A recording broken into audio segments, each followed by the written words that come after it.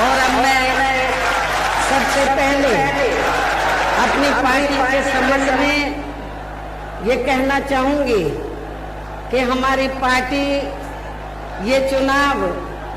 उत्तर प्रदेश की सभी विधानसभा की सीटों पर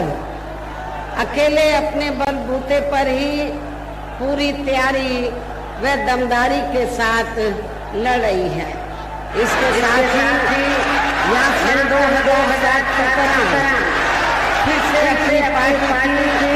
पूर्ण बहुमत की सरकार बनाने के लिए लड़ी, ताकि आपको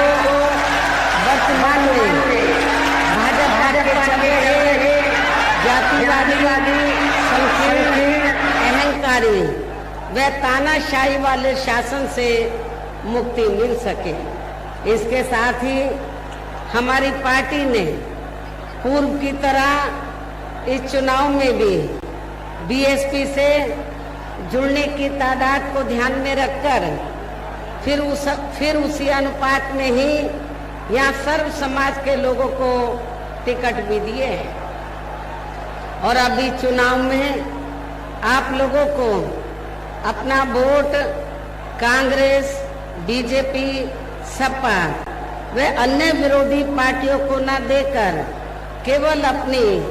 एकमात्र हितैषी पार्टी बीएसपी को ही देना क्यों जरूरी है, इसे आप लोगों को समझना होगा।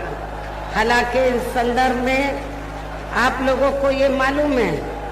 कि आज़ादी के बाद शुरू में काफी लंबे समय तक केंद्र व उत्तर प्रदेश सहित देश के अधिकांश राज्यों में भी कांग्रेस पार्टी की ही अकेले यहाँ सरकारें रही हैं, किंतु इनकी गलत नीतियों एवं गलत कार्य प्रणाली की वजह से ही अब ये कांग्रेस पार्टी केंद्र व काफी राज्यों के साथ साथ यहाँ उत्तर प्रदेश की भी सत्ता से बाहर हो चुकी है। इसके साथ ही ये पार्टी कांग्रेस पार्टी जबरदस्त जातिवादी होने के कारण शुरू से ही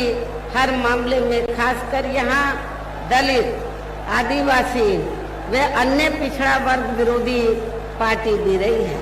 और अभी भी है, जिस कारण ही केंद्र में रही उस पार्टी की सरकार ने इन वर्गों के मसला व भारतीय संविधान के मूल निर्माता परम पूज्य बाबा साहब डॉक्टर भीमराव अम्बेडकर को भारत रत्न की उपाधि से भी सम्मानित नहीं किया था, जिसके लिए वो हर प्रकार से पात्र भी थे। इतना ही नहीं बल्कि इनकी मूवमेंट को आगे बढ़ाने के लिए अपनी पूरी जिंदगी समर्पित करने वाले मान्यवर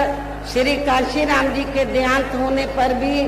केंद्र में उस समय इसी कांग्रेस पार्टी की रही सरकार ने उनके आदर सम्मान में एक दिन के लिए भी राष्ट्रीय शोक घोषित नहीं किया था,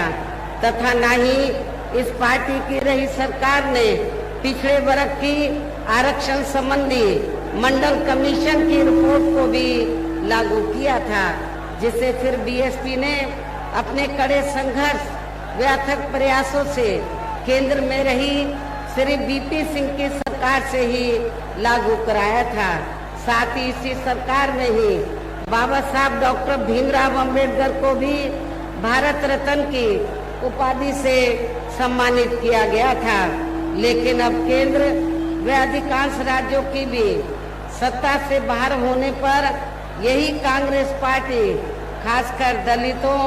आदिवासियों व अन्य पिछड़े वर्गों के वोटों की खातिर आए दिन किस्म किस्म की नाटकबाजी करती रहती है, जबकि इन वर्गों के वे अन्य और मामलों में भी इस पार्टी की सच्चाई ये है कि कांग्रेस पार्टी जब सत्ता में आसीन होती है और इनके अच्छे दिन होते हैं तो तब इस पार्टी को इन वर्गों का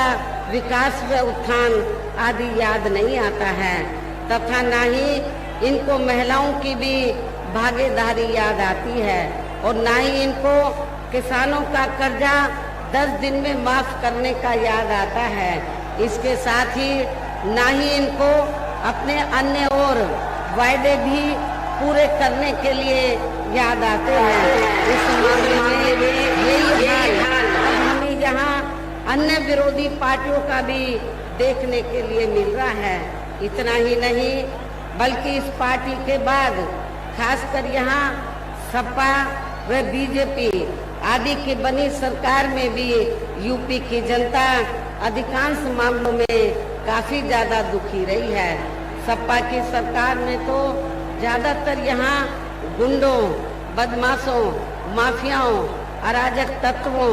व सरेआम लूट खसोट करने एवं दंगे फसाद आदि कराने वालों का ही राज रहा है, जिसकी खास वजह से ही